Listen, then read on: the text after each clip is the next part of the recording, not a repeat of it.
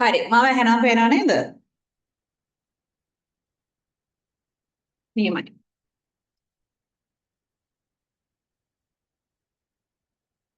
Signal ප්‍රශ්නයක් තිබ්බත් කියන්න. හරි එහෙනම් ආයුබෝවන් කියලා පිළිගන්නවා හැමෝම. ඉතින් මේ අගෝස්තු මාසයේ දැන් දවස් දෙක අපි ක්ලාස් කරගෙන යනවා. එතකොට පාඩම් ඉවර කරගෙන යනවා. දැන් මේ ටියුට් එක ඇතුලේ ඔයාලට කතා කරන්න තියෙන සංඛ්‍යාත ව්‍යාප්ති දෙවැනි පාඩමේ තමයි අපි ඉන්නේ. මම එදා කිව්වා වගේම මේක සෑහෙන වටින පාඩමක්. ලකුණු 10ක කොටසක් තමයි සංඛ්‍යාත ව්‍යාප්ති කියලා කියන්නේ. දැන් මම මොකද හදන්න පටන් ගත්තේ නැහැ. මම මේ ටික ලියාගත්තේ මේ මට ඕන වෙන නිසා. සමාන්තර ශ්‍රේණිය අපි සම්පූර්ණයෙන්ම ඉවර කරලා තියෙනවා. එතකොට ඔයාට පුළුවන් පාස් පේපර්ස් වල ශ්‍රේණි ගණන් අරගෙන හදන්න. නමුත් පාස් පේපර්ස් වල ගුණෝත්තර ශ්‍රේණි කොටස තියෙනවා. ඒක තියෙන්නේ 11 ශ්‍රේණියනේ. එතකොට ඒ ටික ඔයාලට හදා ගන්න බැරි වෙයි. නමුත් සමාන්තර ශ්‍රේණි වලින් තමයි වැඩිම කොටසක් අහන්නේ. ඒ නිසා ඔයාට හදන්න පුළුවන් සාමාන්‍යයෙන් ප්‍රශ්නෙන් 10න් ලකුණු 7ක් වගේ ගන්න. හරිද? හදලා බලන්න. හදලා බලලා ප්‍රශ්න මොනවා හරි තියෙනවා නම් අහන්න. එතකොට අපි අද පටන් ගන්නවා නෙමෙයි අපි පටන් ගත්තා සංඛ්‍යාත ව්‍යාප්ති කියන පාඩම. දැන් මෙන්න මේ සංඛ්‍යාත ව්‍යාප්ති කියන්නේ තොරතුරු පෙන්වන විදියක් තමයි තොරතුරු පෙන්වන එකගේ විදි ගැන තමයි අපි කතා කර කර ආවේ. එතකොට දැන් මේ ටියුට් එකේ තියෙන පළවෙනි ප්‍රශ්නේ තමයි ඔයාට පේපර් එකේ ලකුණු 10කට හම්බ වෙන්නේ. කොහොමද මෙන්න මේ වගේ ප්‍රශ්නයක් ලියන්නේ කියන එක තමයි අද අපි සාකච්ඡා කරන්නේ. හරි දැන් අර එදා කතා කරපු ටික අවශ්‍යයි. නමුත් ඒ වලින් නෙමෙයි අත්‍තරම පේපර් එකේ ප්‍රශ්න අහන්නේ. මෙන්න මේක තමයි පේපර් එකට අහන ප්‍රශ්න. එතකොට ළමයි ඔයාලට මතකද මධ්‍යයන්ය කියන වචනය ගැන අපි කතා කරා. මෙන්න මේ මධ්‍යයන්ය පාවිච්චි කරලා තමයි ලකුණු 10 ප්‍රශ්නේ අහන්නේ. විශේෂ දෙයක් මේක මධ්‍යයන්ය. මධ්‍යයන්ය කියලා කියන්නේ. හරිද? එතකොට මම එදා කිව්වා මෙන්න මේ මධ්‍යයන්ය කියන වචනේ තේරුම තමයි මුළු දත්තවල එකතුව බෙදීම දත්ත ගණන. මධ්‍යයන්ය හදන්නේ දත්තවල මුළු එකතුව බෙදීම දත්ත ගණන. දත්තවල එකතුව බෙදීම දත්ත ගණන.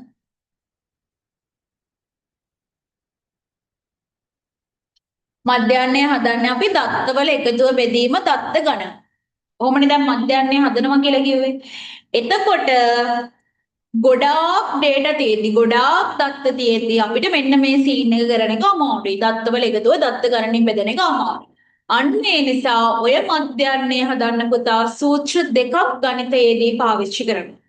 අන්න ඒ සූත්‍ර දෙකෙන්ම අපිට මධ්‍යයන්ය හදන්න පුළුවන්. මෙන්න මේකම තමයි ඒ සූත්‍ර දෙකෙන් කියවෙන්නේ. මම දැන් ඔයාලට කියලා දෙනවා මධ්‍යයන්ය හදන සූත්‍ර දෙක. මේ සූත්‍ර දෙක ඔයාට අනිවාර්යෙන් මතක තියෙන්න ඕනේ ගාන හදන්න නම්. හරිද?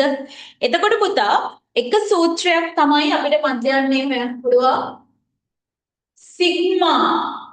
මෙන්න මේ මාක් එකට කියනවා අපි සිග්මා කියලා. මේක කියවන්නේ සිග්මා කියලා. මම කියන්නම් ඊට තේරෙනවා. Fx බෙදීම සිග්මා f. මේ තියන්නේ මධ්‍යයන්ය හදන එකම එක සූත්‍රයක් විතරයි. සිග්මා fx බෙදීම සිග්මා f. සිග්මා කියන්නේ පුතා එකතු කරන්න කියන එක. සිග්මා කියලා කියන්නේ එකතු කරන්න. ඔයාලා IT ඉගෙන ගන්නව නේද? එතකොට ඔයාලා Excel වල දැකලා තියෙනව නේද? Excel වල sum එක තියෙන්නේ අපි IT කරද්දී Excel වල sum එක ගන්න මෙන්න මේ වගේ මාර්ගයක් දැකලා තියෙනවද? Excel sheet එකේ sum එක කියන්නේ අර අපි මේ මොනවාද columns ටිකක් එකතු කරද්දී Excel sheet එකේ sum එක ගන්න එන්නේ මෙන්න මේ වගේ මාර්ක් එකක්. මේක තේරුම තමයි එකතු කරන්න. මේක ග්‍රීක හොඩියක් බ්‍රා. එතකොට මේ සිග්මා කියන වචනේ තේරුම තමයි මේ. වචනේ නෙමෙයි අකුරේ තේරුම තමයි සංකේත තේරුම තමයි එකතු කරනවා කියලා කියන්නේ. කාවද එකතු කරන්න ඕනේ? මෙයා කියවන්නේ සිග්මා කියලා. සිග්මා කියන්නේ එකතු කරන්න. කාවද එකතු කරන්න ඕනේ? fx.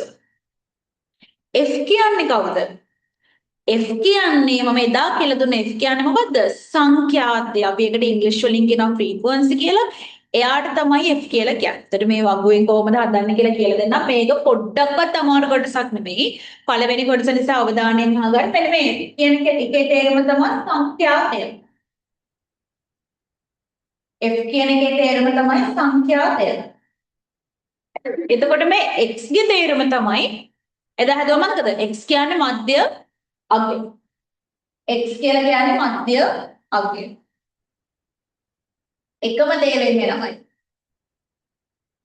සිග්මා fx කියන්නේ පුතා fx කියලා තීරුවක් අපි හදා ගන්න ඕනේ. එයාව එකතු කරන්න ඕනේ. ඊට පස්සේ බෙදන්න ඕනේ සිග්මා f කියලා. ඒ කියන්නේ f කියන්නේ සංඛ්‍යාතයේ එකතුවෙන් බෙදන්න කියලා කියන්නේ. මෙන්න මේකමයි හැදලා තියෙන්නේ. දත්තවල එකතුව හොයන ෂෝට්කට් එකක් තමයි මේ සිග්මා fx කියලා කියන්නේ. මෙන්න මේ fx කියන තීරුව එකතු කරාම අපිට ඔන්න ඔය කියන දත්තවල එකතු වෙනවා. මේ යට තියෙන දත්ත ගණනේ මේ සිග්මා f කියන්නේ මොකද්ද? සංඛ්‍යාතයේ එකතුව. සිග්මා කියන්නේ එකතු කරන්න. සංඛ්‍යාතයේ තීරුව එකතු කරන්න. ඒ කියන්නේ දත්ත ගන්න තමයි ඒ. වැඩි හිතන දෙයක් නෑ. සූත්‍ර දෙක මතක තියාගන්න. මධ්‍යයන්ය හොයන්න පුළුවන් එක සූත්‍රයක් තමයි සිග්මා fx බෙදීම සිග්මා f කියලා කියන්නේ. එතකොට ළමයි පේපර් එකේ හරිද? පේපර් එකේ සාමාන්‍යයෙන් ප්‍රශ්න දෙනවා උපකල්පිත මධ්‍යයන්ය භාවිතයෙන් හෝ අන්ක්‍රමයකින් මධ්‍යයන්ය හොයන්න කියලා. දැන් පේපර් එකේ මධ්‍යයන්ය හොයන්න කියලා එනවා. ඒක තමයි ප්‍රධානම කෑල්ල ඔය ගානේ. එතකොට දැන් මධ්‍යයන්ය හොයන්න ක්‍රම දෙකක් තියෙනවා. මම එකයි තාම කිව්වේ. එක සූත්‍රයයි තව එකක් එනවා. දැන් ඔය දෙකෙන් ඇත්තටම මේක තමයි ලේසි සූත්‍රය. ඔය දෙකෙන් මේකෙන් තමයි අපිට ගාන හදන්න ගොඩාක් ලේසි. එතකොට පේපර් එකේ ඔයාට කැමති විදිහකට හදා ගන්න කියලා කිව්වොත් අපි අනිවාර්යෙන් මෙන්න මේ සූත්‍රයෙන් තමයි හදන්නේ. ඒකද මේක තමයි ලේසි. හරිද? හැබැයි තව එකක් එනවා පුතා මධ්‍යයන්ය හොයන්න මෙන්න මෙහෙම සූත්‍රයක්. ඒ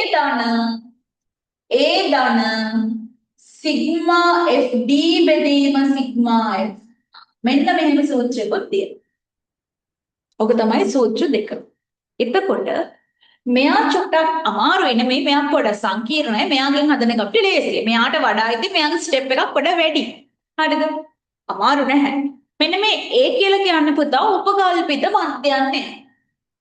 ඒ කියන්නේ උපකල්පිත මධ්‍යයන්ය. මම කියන්නම් ඒ මොකක්ද කියලා. උපකල්පිත මධ්‍යයන්ය.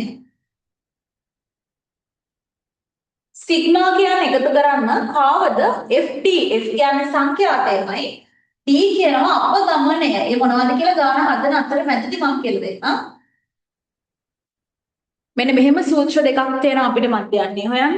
මේ සූත්‍ර දෙකෙන්ම අපිට මධ්‍යයන්ය හොයන්න පුළුවන්.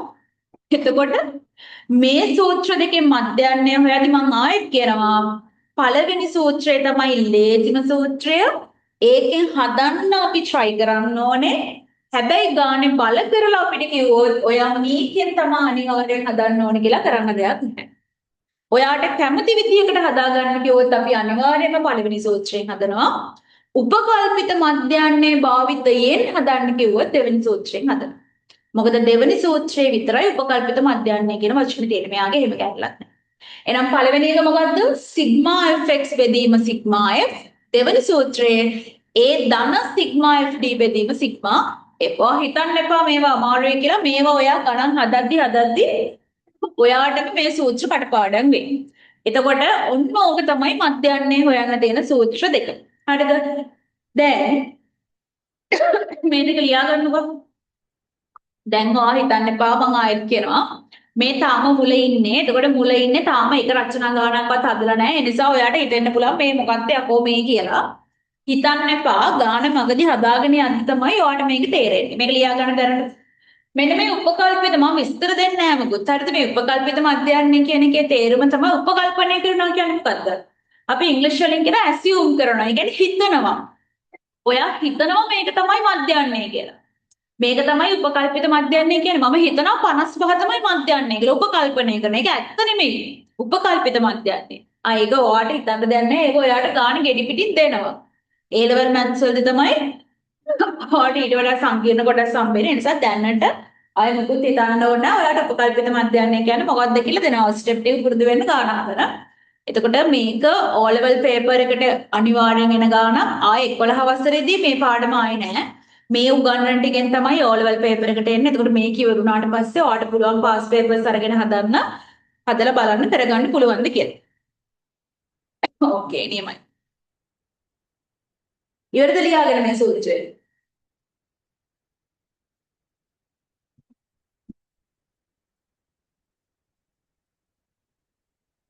හරිද?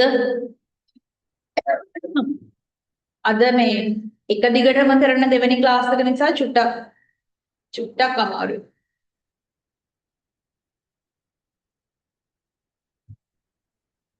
හරි?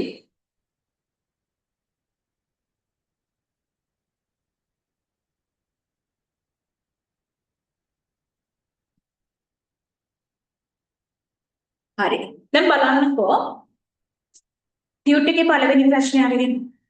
ඔයාගෙන් අහනවා ඔයාට කියනවා වෙළඳ සැලක බර ග්‍රෑම් 250යි සලකුණු කොට ඇති පරිප්පු පැකට් 100ක් කිරා බැලූ විට පහත සංඛ්‍යාත ව්‍යාප්තිය දැක්වෙන තොරතුරු ලැබෙනවා. දැන් ප්‍රශ්නේ තේරුම මොකද්ද? වෙළඳ සැලක කඩේක ග්‍රෑම් 250යි ලකුණු කොට ඇති. ඒ කියන්නේ පරිප්පු පැකට් 100ක් තියෙනවලු. ඒ පරිප්පු පැකට් වල ගහලා තියෙනවලු බර ග්‍රෑම් 250යි කියලා. දැන් අපි උනත් කඩේට ගියාම දැන් හිතන්නකො ෂැම්පෝ ගන්නවා. එතකොට මොනවද අපි ඔය එක එක දේවල් ගන්නෙ. දැන් ෂැම්පෝ බොටල් එකක් කියලා හිතන්නකො. එහෙම නැත්නම් ෆේස් වොෂ් එකක් කියලා හිතන්නකො. දැන් ඒව ගද්දී ඔයාලා දැකලා තියෙනවද මිලිලීටර් 100යි මිලිලීටර් 30යි මිලිලීටර් 50යි කියලා ඔහම ගහලා තියෙනවනේ දස්කම් දෙක කීයද කියලා. එතකොට අපි ඒව ඇත්තටම මනිනවද? ගෙදර ඇවිල්ලා මැනලා බලනවත් 30ක් තියනවාද කියලා. සමහර වෙලාවට 30ක් නැහැ. 28ක් තියෙන්න පුළුවන්. සමහර වෙලාවට 30ට වැඩිය තියෙන්නත් පුළුවන්. දැන් හාල් කිලෝ 5යි කියලා ගහලා තියෙනවා නේද? හාල් ගෝණි තියෙන්නේ. එතකොට අපි හරිද? එතකොට අපි මැනලා බලනවද ළමයි ඇත්තටම හාල් කිලෝ 5ක් තියෙනවද කියලා? මැනලා බලන්නේ නැහනේ. සමහර විට 5ක් තියෙන්නත් පුළුවන්. සමහර විට 5ට වඩා වැඩි වෙන්නත් පුළුවන්. නමුත් ඉතින් එහෙම ගහලා තියෙනවා. ඒතර මෙතන කියනවා මේ කඩේ තියෙනවලු ග්‍රෑම් 250යි කියලා ගහපු පරිප්පු පැකට් 100ක්. ග්‍රෑම් 250යි කියලා ගහපු පරිප්පු පැකට් 100ක්. ඇත්තටම ගහලා තියෙන්නේ ග්‍රෑම් 250යි කියලා. එහෙම ගහපු පරිප්පු පැකට් 100ක් තියෙනවා කියලා කියනවා. මෙහෙම පරිප්පු පැකට් තියෙනවා ග්‍රෑම් 250ක් කියලා තමයි ගහලා තියෙන්නේ. එතකොට මෙයාලා මොකද්ද මේ කරන්න යන්නේ? මේක මැනලා බලනවා ඇත්තටම පරිප්පු 250ක් තියනවාද කියලා. ඔක තමයි කතන්දරේ. හරිද? කිරා බැලුව විට කිරලා බැලුවාම පහත සංඛ්‍යාත ව්‍යාප්තිය දැක්වෙන තොරතුරු ලැබුණි. මෙන්න මේ සංඛ්‍යාත ව්‍යාප්තියේ තියෙන තොරතුරු ටික ඔයාට හම්බුණා කියලා කියනවා. බලන්න මෙන්න මේ සංඛ්‍යාත ව්‍යාප්තිය තේරුම මං කියන්නේ. බර තීලා තියෙන්නේ ග්‍රෑම් වල. ග්‍රෑම්. ඊට පස්සේ අට තීරුවේ පැකට් ගන්න කියලා තියෙන්නේ. මට කියලා දෙන්න ඕනේ මේකේ තේරුම දැන් හොඳට හොගන්න. දැන් ඇත්තටම බර තියෙන්න ඕනේ 250යි නේද? මොකද එයාලා 250යි කියලානේ ගහලා තියෙන්නේ. හැබැයි ඔයා දැන් මේක කිරනවනේ. මෙන්න මේ පන්ති ප්‍රාන්තරයේ තේරුම මොකද්ද?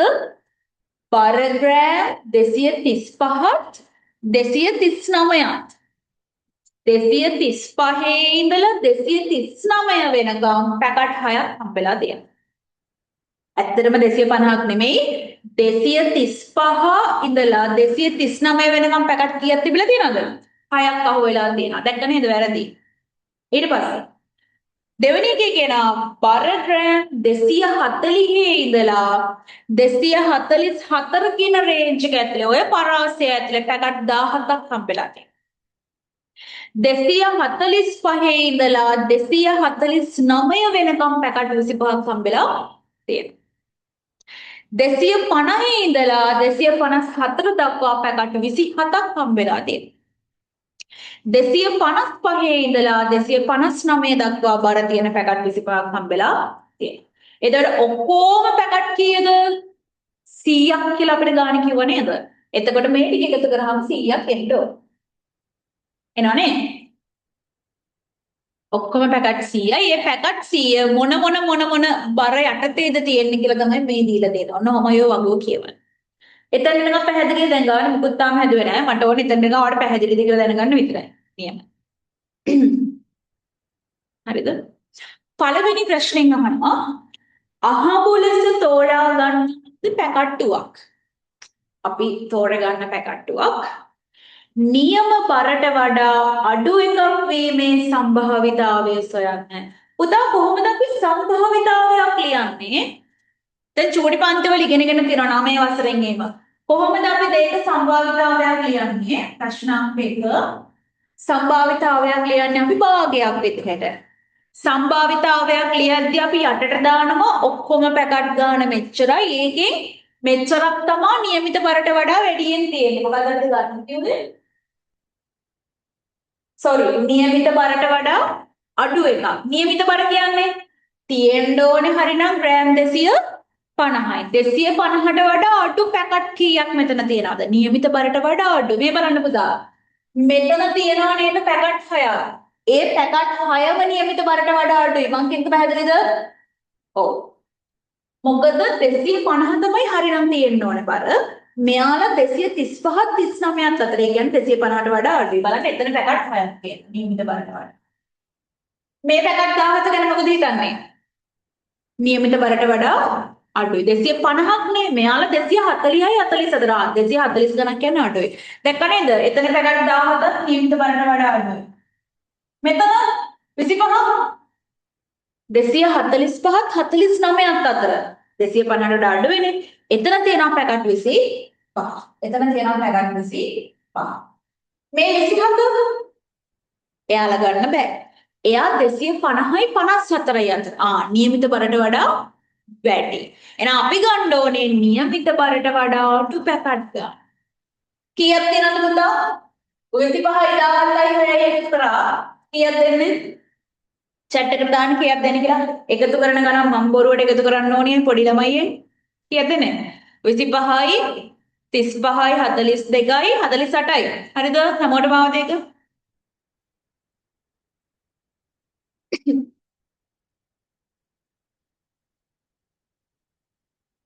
48යි. එහෙනම් નિયમિત බරට වඩා අඩු පැකට් තියෙනවා 48ක්. කොහොමද පුතා සම්භාවිතාවයක් ලියන්නේ? ඔක්කොම පැකට් 100යි ඒකෙන් 48ක් බරට වඩා අඩුයි. එහෙනම් අපි සම්භාවිතාවයක් ලියන්නේ භාගයක් විදිහට 100න් 40 ප්‍රතිශත ලියන්නේ කොහොමද? මේ භාග ගුණ කරනවා 100. ප්‍රතිශතයක් ගන්න මේ භාග 100ට 100න්. ඒ කියන්නේ ප්‍රතිශත මාර්ගයක දාලා ගුණ කරනවා. සම්භාවිතාවයක් ලියද්දී භාගෙ විතරයි. මේක සුළු කරන්න පුළුවන් ඕනනම්. 48යි 100යි 4ෙන් බෙදෙනව නේද? මේ මෙතන 4ට 4 ඒවා එකයි 8ට 4 ඒවා දෙකයි. 100ට 4 ඒවා 25යි. 25න් 12යි කියලා අන්තිම උත්තරේ කියන්න පුළුවන්. 25. all good? නියමයි.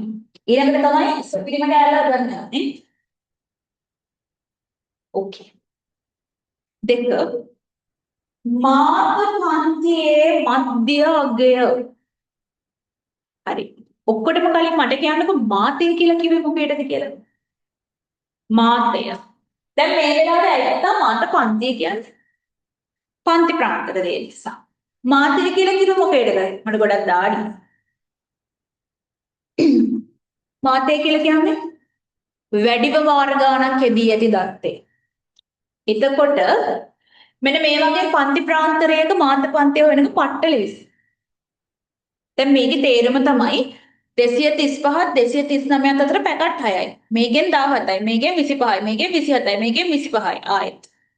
එතකොට වැඩිම වාර ගානක් ඔයා ලියන ඉලක්කම මොකද්ද? වැඩිම වාර ගානක් තියෙන පන්තිය මොකද්ද?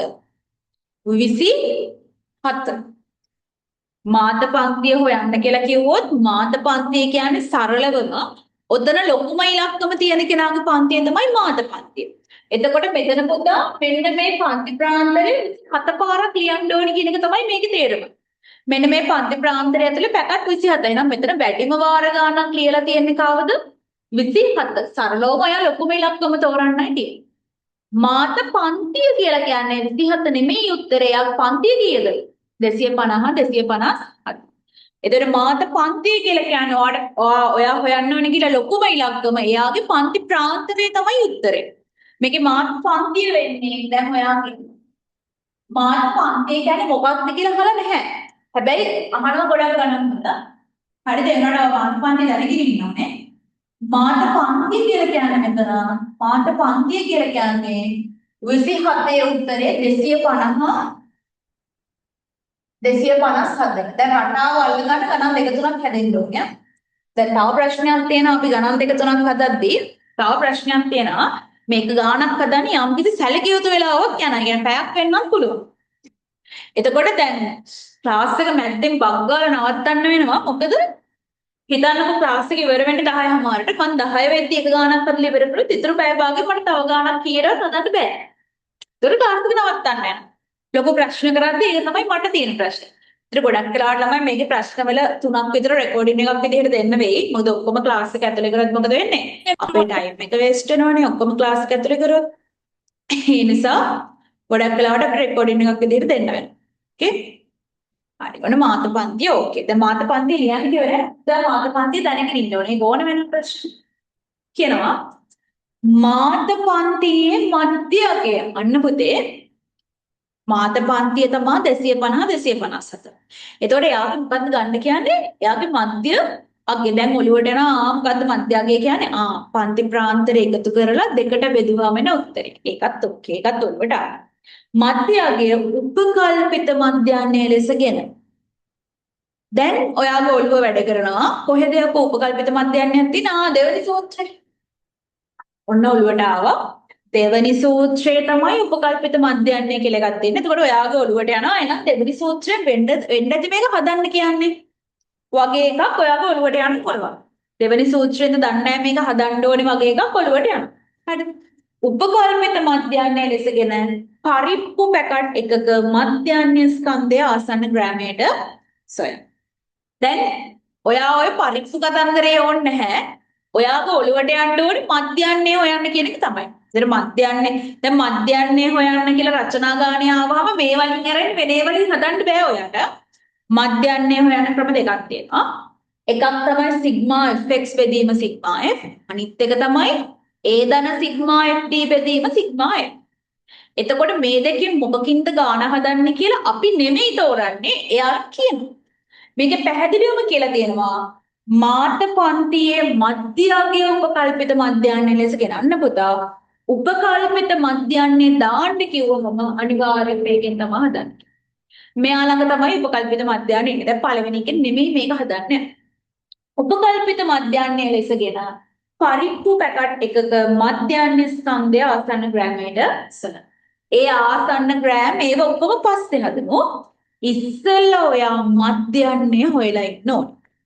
මධ්‍යන්නේ හොයන්න යන්නේ දෙවෙනි එකෙන්. එහෙනම් ඔයාට A අකුරට දාන්න කෙනෙක් ඉන්න ඕනේ මේ. සිග්මා FD වෙනුවට දාන්න කෙනෙක් ඉන්න ඕනේ. සිග්මා F වෙනුවට දාන්න කෙනෙක් ඉන්න. එතකොට අපි දැන් කරන්න යන්නේ පුතා පොඩි වකුවක් ගහනවා මේ වැඩේ කරන්න. දැන් අපි මොකද්ද හොයන්න ඕනේ? A අකුරට දාන්න කෙනෙක් ඉන්න ඕනේ. A අකුර කියන්නේ උපකල්පිත මධ්‍යය. ඒක සිට අමතක කරන්න. සිග්මා FD ට දාන්න කෙනෙක් ඉන්න ඕනේ. සිග්මා F ට දාන්න කෙනෙක් ඉන්න. මෙච්චරයි. වගුවක් හදලා ඒ වගුවේ ඒව තමයි අපි මේකට දාන්නේ. දැන් පළවෙනි ගාන කරන කම ඔයාලට වැඩි මේක තේරෙන්නේ නැහැ. ඒක උතර බලාගෙන ඉන්න. වගු ගහද්දි අංක 1ට මට කියන්න තියෙන දේ තමයි අනේ දෙයියනේ අඩි රූල් නම් ඕනේ නැහැ මට. අඩි රූල් තියලා මේක ලස්සනට ගහන්න ඕනේ. ඒව දෙයක් නැහැ. කවුරුත් ඔයා අඩි රූලෙන් ගහලා තියනවාද කියලා බලන්නේ නැහැ. ඒව ලකුණු දෙන්නේ නැහැ. ප්‍රශ්න අංක 3 මධ්‍යන්නේ. වැද්දගත්ම පාර්ට් එක මධ්‍යන්නේ. අඩි රෝල් වලින් ගහන්න ලෑස්ති වෙන්න එපා. ඔම තීරුවම පොඩි ස්පේස් එකක් තියන්නේ හොඳට මැද. හොඳට මතක තියාගන්න මොන සූත්‍රයෙන් ගාන හදන්න කිව්වත් ඔයාට උඩින් දෙන මේ පන්ති ප්‍රාන්තර තීරුවයි ඒකට යටින් දෙන තීරුවයි ඔයා ගහගන්න ඕනෙමයි. මොන සූත්‍රයෙන් හදන්න. දැන් පන්ති ප්‍රාන්තර කියන්නේ මේ වෙලාවේ නම් බර. ඔයාට බර කියලා ලියන්නත් පුළුවන් නැත්නම් පන්ති ප්‍රාන්තර කියලා ලියන්නත් පුළුවන්. ඒකේ මට කිසි අවුලක් නැහැ. අනිවාර්යයෙන්ම මේ වගුවේ පන්ති ප්‍රාන්තර තීරුව තියෙන්න ඕන. බර කියන්නේ ඊට පස්සේ දෙවනි තීරුව තියෙන්නත් ඕනේ. ඒ කියන්නේ පැකට් ගන්න. දැන් හොඳට මතක තියාගන්න මේක. ඔයාට ඔය දෙන දෙවනි තීරුව තමයි අනිවාර්යයෙන්ම ඔයාගේ F සංඛ්‍යාතය.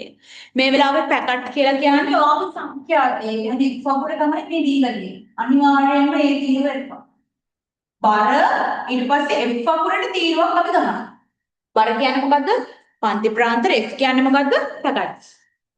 දැන් ඔයාට තේරෙනවද මෙන්න මේ සූත්‍රයට ඕනේ අකුරු තමයි මේ අපි හදන්නේ. අකුරු හදන්නේ. F අකුර ඕකේ. මතක තියාගන්න ඒ අකුරට තීරුවක් ගහන්නේ නැහැ. ඒ කියලා මම කියන්නම්. හරිද? සිග්මාට තීරු ගහන්නෙත් නැහැ. සිග්මා කියන්නේ එකතුව ගන්න කියලා. F එකට තීරුවක් ගැහුවා දැන් D අකුරට තීරුවකුත් ඕනේ. ඊට අමතරව x අකුරකට තීරුවකුත් ඕනේ. ඇයි? මේ සූත්‍රය තුල x අකුරක් නැහැ. x කියන්නේ මොකද්ද? මධ්‍යගය. සූත්‍ර මධ්‍යගය ගන්න ඕනේ නැහැ. දැන් උඩ සූත්‍රෙට නම් ඕනේ කියමුකෝ x අකුර මෙයාට ඕනේ. එහෙනම් ඇයි මම මධ්‍යගයට තීරුවක් ගන්න? ඇයි ගහන්නේ? මෙන්න මේ ප්‍රශ්නේ කියනවා මාත පන්තියේ මධ්‍යගය උපකල්පිත මධ්‍යයන්ය ලෙසගෙන. අන්න මාත පන්තියේ මධ්‍යගය සූත්‍රයට x එක නැති වුණාට ප්‍රශ්නෙන් අපිට මධ්‍යගය ගන්නවා කියලා කියන. එතකොට අනිවාර්යෙන් x අකුරට අපි තීරුවක් ගන්නවා. එහෙනම් x අකුරට තීරුවක් ඕනේ සහ ඊට අමතරව මෙයාගේ අර d අකුරට තියෙන යාට තීරුවක් ඕනේ. තව තීරුවක් ඕනේ ළමයි. එකතුව ගන්න කියන්නේ කාගේද? Sigma fd. මෙන්න මේ fd කියන එකේ තේරුම මොකද්ද? f ගුණ කිරීම d. එහෙනම් fd වලට තව තීරුවක් ඕනේ. දැන් ගාන හදනකම් ඔයාලට මේක ලොකුවට තේරෙන්නේ නැති වෙයි. fd වලට තව තීරුවක් ඕනේ. දැන් සුපිරි ගානක් හදන්න යන්නේ. දැන් මම ආයෙත් කිව්වා මේ සාමාන්‍යයෙන් හදන්න ලොකු වෙලාවක් යනවා. පළවෙනි ගාන නිසා නැත්තම් මම පටපට ගාලා හදාගෙන යනවා. එතකොට දැන් මම හිතනවා 9:00මාර පහු වෙනවා මේ ප්‍රශ්න කරලා ඉවර වෙද්දී. දවසකට ප්‍රශ්න දෙකක් හදන්න පුළුවන් වෙයිද කියන එක මට ෂුවර් නැහැ. කොහොම වුණත් මට ස්පීඩ් එකේ හදාගෙන යන්න බෑ මේක.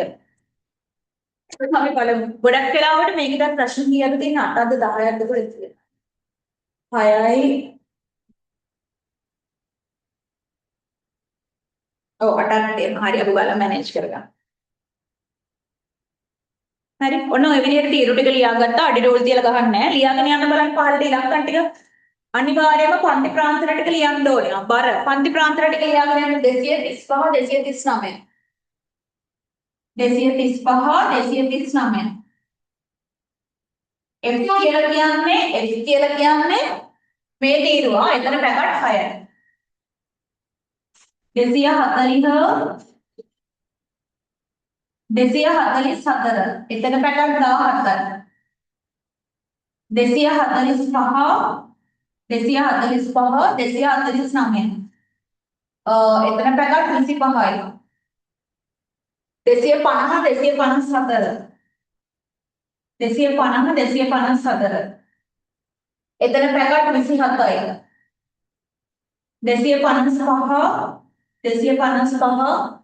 255 එතන පැකට් තියෙනවා 25. හරි. ඔන්න ලියාගෙන ඉවරයි. හරිද? දැන් මම ලියනවා වගේ වේගෙන් ලියාගෙන යන්න ඕනේ. බලාලි වීමක් තියෙන්න උතන. දැන් ඉතුරුවා තමයි අපිට හිතලා පුරවන්න තියෙන x පුරවනවා. x කියලා කියන්නේ මොකද්ද? මධ්‍යගය කියන්නේ එදා කතා කරා පන්ති ප්‍රාන්තරයේ එකතුව බෙදීම දෙක. පන්ති ප්‍රාන්තරයේ තියෙන ඉලක්ක දෙක එකතු කරා බෙදුව දෙකට. හදන්න. එකතු කරා බෙදුව දෙකට x තීරුව හදන්න. 235 239 එකතු කරා. මේ හරි හදනවා. 235ට 239 එකතු කරානේ. එකතු කරලා දෙකට බෙදුවා. 9යි 5යි කීයද? 14යි ඉතුරු එකයි. 6යි 7යි 474 බෙදීම දෙක. 474 බෙදීම දෙක කීයක් වෙන්නේ? 474 බෙදීම දෙක. 4ට දෙකේව 2යිනේ. 7ට දෙකේව 3යි. දෙවරක් 3 6යි ඉතුරු එකයි. 14ට 7යි. දැන් මේ ස්පීඩ් එකෙන් බෙදන්න පුළුවන් වෙන්න ඕනේ. 237ක් ආවේ මට. බලන්න ඔයාලටත් ඒකම එනවද කියලා වැරදි නම් වැරදි දැන්. x තීරුවට එනවා 237. දෙවෙනි තීරුවත් එහෙම හදන්න. 240යි 244යි එකතු කරා බෙදුවා දෙකට. x 240යි 244යි එකතු කරා බෙදුවා දෙකට. දැන් මෙන්න මේ වගේ ගණන් හදද්දි කටුවැටකොළ අනිවාර්යයෙන්ම ළඟ තියාගන්න. හොඳට මතක තියාගන්න මේ ගාන ලේසි වගේම මේක දැන් ඔයාලට තාම ලේසි කියලා හිතෙන්නේ නැතුව ඒක ලේසි. තියෙන එකම එක විශේෂත්වය තමයි එක තැනක හරි ඉලක්කමක් වැරදුනොත් එක එකතු කිරීමක් හරි එක අඩු කිරීමක් හරි වැරදුනොත් මුළු ගානම පල්ලෙහාට වැරදිලා ලකුණු 10න් බිඳුවක් එන්න පුළුවන්. එක සුළු කිරීමක් වැරදුනොත් මුළු ගානම වර්ධිනවා. ඒයි කියලා මම හද පෙන්නන්නම් කොහෙද වැරදෙන්න පුළුවන් කියලා. x 240යි 244යි එකතු කරා බෙදුවා දෙකට. 240යි 244යි. එතකොට එනවා 4යි 4යි 4යි 8යි 2යි 2යි 4යි 484 බෙදීම දෙක. ඒක නම් ලේසි. 484 බෙදීම දෙක කියන්නේ 4ට දෙකේව 2යි 8ට 4යි ආයෙ 2යි. 245 249 එකතු කරලා බෙදුව දෙකට. 245 249 245 9යි 5යි කියලා කියන්නේ 14යි ඉතුරු එකයි 9යි 494ක් නේද? බෙදීම දෙක. මේ 4ට දෙකේව 2යි 9ට දෙකේව 4යි. ඒ කියන්නේ 8යි ඉතුරු 1යි ඉතුරු 14ට 7. 247 බලන්න ඕඩර් දෙනවද කියලා ඉන්නේ. 240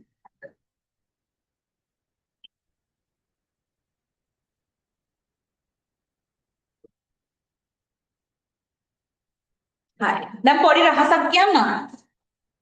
x තීරුව පුතා හැම වෙලේම රටාවකට එන්නේ. x තීරුව හැම වෙලේම රටාවකට එන්නේ. හරිද? මම ඒක හදලා පෙන්නලා රටාව පෙන්නන්නම්. ඊළඟ ගානේ ඉඳලා අපි රටාවට හදාගෙන යමු. හරිද? ඒ වුණාට දැන් පළවෙනි ගාන නිසා මම මේ රටාව වෙන හැටි පෙන්නනවා. එනවා. ඔයාලට තේරෙනවා ඉතින් පහ කී කියලා නෙමෙයි. 237 38 39 40 41 42 පහයි. 42යි 5යි 47යි. එහෙනම් අනිවාර්යයෙන්ම ඊළඟට එන්නේ 44 පහක එකතු කරාම එන උත්තරේ. මම හදලා පෙන්නන්නම්. 250 254. එතකොට එකතු වෙනවා 250 254. එතකොට ෂෝට් කට් පේපර් එකේ අපි හදින්නේ නැහැ. දෙකක් හැදුවා. දෙකක් හදන්න ඕනේ නැත්නම් රටාවක් අල්ලගන්න බෑ. රටාව අල්ලගත්තා ඉස්සරහට ගියා. මෙතන එනවා 4යි 5යි 5යි 10යි 1යි 2යි 4යි 5යි 504 බෙදීම 2. ඒ කියන්නේ 2යි 252. හරියටම හරි නේද? 252. 252. පහ පහ නේද යන්නේ? මේ 47 48 49 50 51 52. එහෙනම් ඊළඟ කීයද? 53 54 55 56 57. බොරුවට එකතු කරගෙන ඉන්න ඕනේ නැහැ 257. ඒක මතක තියාගන්න. ඔන්න එක එක දේවල් කියලා දෙනවා මතක තියාගන්න. x තීරු වෙන්නේ රටාවකට දෙකක් හොයන්න ඊට පස්සේ ඊටරට ඒක කරගෙන යන්න. d. d හොයන්නේ මෙන්න මෙහෙමයි. short and sweet කියලා දෙන්නේ. හරිද? හරිම ලේසි මේක. d කියන්නේ පුතා දැන් අපි මේක හදන්නේ උපකල්පිත මධ්‍යයන්නේ කියලා එකකින්නේ. මට ඔක්කොටම කලින් උපකල්පිත මධ්‍යයන්නේ කවුද කියලා හොයලා දෙන්න ඕනේ නැත්නම් d හදන්න බෑ මට d තීරු. උපකල්පිත මධ්‍යයන්නේ කියන්නේ කවුද කියලා ප්‍රශ්නේ කියනවා. මාත පන්තියේ මධ්‍යගය උපකල්පිත මධ්‍යයන්නේ ලෙසගෙන. අන්න කවුද උපකල්පිත මධ්‍යයන්නේ විදිහට ගන්න කිව්වේ? මාත පන්තියේ කවුද? මධ්‍ය අගය. දැන් එයාව හොයාගන්න ඕනේ ගිහිල්ලා. කවුද? මාත පන්තියේ මධ්‍ය අගය උපකල්පිත මධ්‍යයන්නේ ලෙසගෙන. දැන් මෙතන ඉන්න මාත පන්තිය කවුද? වැඩිම මාන ගානක් තියෙන්නේ 27 නේ. එතකොට මාත පන්තිය කවුද? 250 254. කොයි මාත පන්තියද? අමේ ඉන්නේ 250 254. මාත පන්තිය මොකද්ද ගන්න කිව්ව පුතා? මාත පන්තියේ මධ්‍යගය. මාත පන්තිය දිගේ ඇවිල්ලා එයාගේ මධ්‍යගය හොයාගන්න. මෙන්න එයාගේ x මධ්‍යගය. මෙන්න එයාගේ මධ්‍යගය.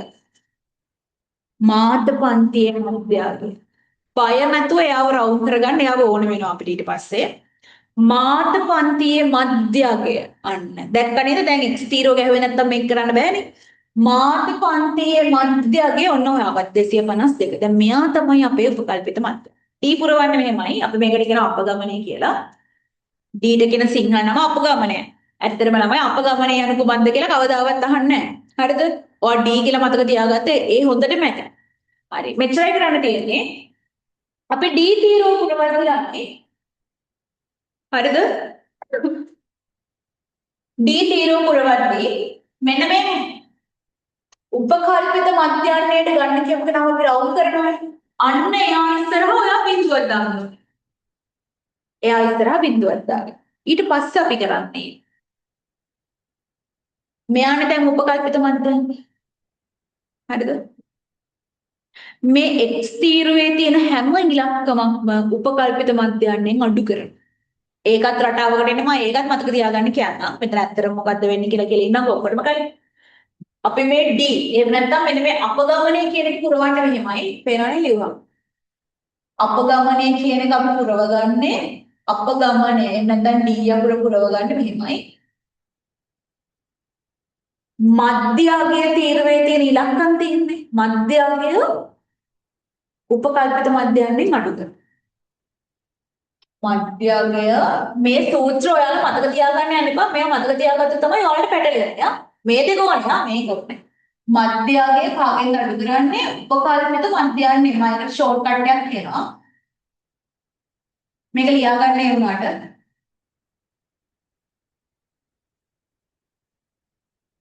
කොහොමද අපගමනේ තීරුව පුරවගන්නේ?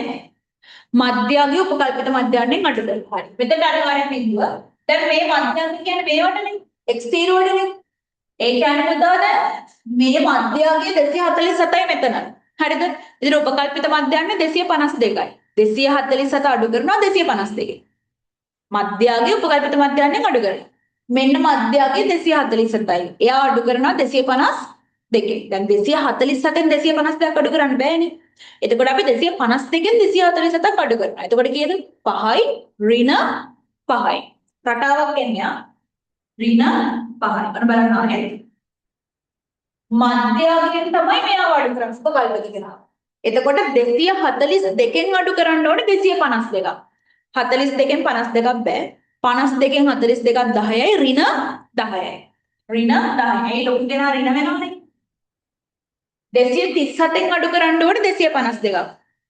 37න් බෑ. නිසා 52න් 37ක් අඩු කරාම වෙනවා 15යි ඍණ 15යි. රටාවක් තේරෙනවද? රටාවක් වෙනවා තේරෙනවද? නම් මේ පිටිපස්සට 257න් තමයි 252. ඒ වෙලාවට අඩු කරන්න පුළුවන්. එහෙනම් ධන 5යි. මෙච්චරයි.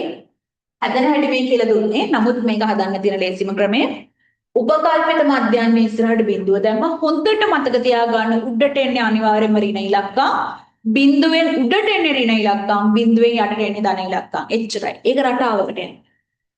බිඳුවෙන් උඩට ඔයාලට හම්බෙන්නේ මොන ඉලක්කම්ද? අනිවාර්යයෙන්ම ඍණ ඉලක්කම්. බිඳුවෙන් පහළ ඔයාලට හම්බෙන්නේ අනිවාර්යයෙන්ම ධන ඉලක්කම්. ඔයා ගණන් හදද්දි ඔයාලට මේ රටාව නිකම්ම ප්‍රැක්ටිස් වෙයි. නිකම්ම ප්‍රැක්ටිස් වෙයි. හරිද? රටාවකට බිංදුව 5 10 15 මේ පැත්තේ තව තිබ්බනම් බිංදුව 5 10 15 කියලා. දැක්කද? රටාවකට. මොන රටාවද මේ? අර x ගේ රටාවම තමයි. 5 5 5 5 ගියේ මෙතනත් 5 5 යන. උඩට රින යටට දාන එච්චරයි. ෂෝට්කට්. FD FD කියන්නේ පුතේ F අකුරයි D අකුරයි ගුණ කරන්නයි. එහෙම නේද? AB කියන්නේ මොකද්ද? A ගුණ කිරීම B වගේ FD කියන්නේ F ගුණ කරන්න ඕනේ D ගෙන්. අපට ගාලා ගුණ කරන්න. දැන් මෙන්න මේ වගේ තැනක ඉලක්කමක් වැරදුනොත් ඉතින් ඔක්කොම පල්ලෙහාට වැරදෙනවා. ඒක තමයි මේකේ තියෙන එකම අවදානම. වරද්දන්න නැතුව සුපිරියට ගුණ කරන්න. ගුණ කරමුද? තනියම ගුණ කරන්න FD F අකුරයි D අකුරයි අනිත් නෑ මේ දෙක ගන්න.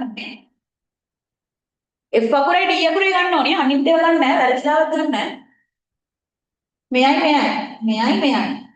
මේ ඔඩ වෙනවද? 6 වරක් ඍණ 15. ඍණ අමතක කරන්නකෝ.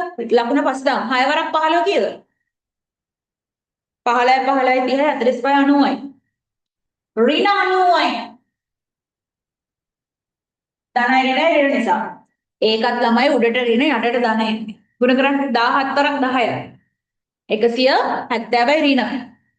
170යි ඍණ. මේ 25 වරක් 5. තුන්වෙනි එකට එනවා 25 වරක් 5. මම හිතන්නේ මගේ ඉලක්කම් ඇදේ යනවා වගේ. 25 වරක් 5. ඔයාලට මම රූල් දෙනවා 25 වරක් 5 කියලා. 125යි ඍණ පැත්ත දානවා. ඍණ 125යි. ඊට පස්සේ 27 වරක් බිඳුව. බිඳුව කාගෙන් ගුණ කරත් බිඳුවම තමයි මෙතෙන් දෙන්නේ. 25 වරක් 5. දැන් ධන උත්තර ධන 125යි. හරි එච්චරයි. බලන්න කොච්චර ලේසිද කියලා. දැන් වගුව සීන් එක ඉවරයි.